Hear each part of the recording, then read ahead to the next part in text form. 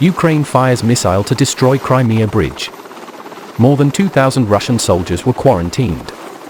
Volodymyr Zelensky claims Vladimir Putin is fearing for his life after the Ukrainian bombing in Crimea paralyzed Russian troops.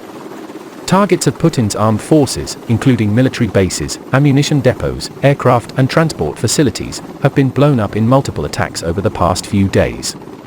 Last week, Britain announced it would provide additional heavy artillery to help Ukraine fend off a Russian invasion.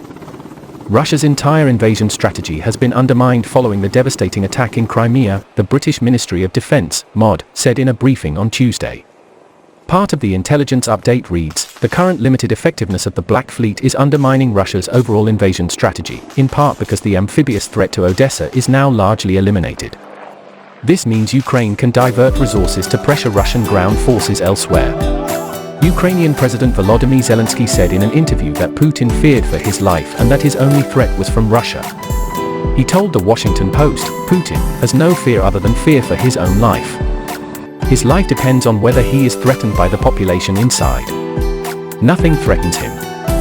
Zelensky said the sanctions currently imposed by the West are weak and ineffective unless there is a total embargo on energy supplies, and the border with Russia is not closed.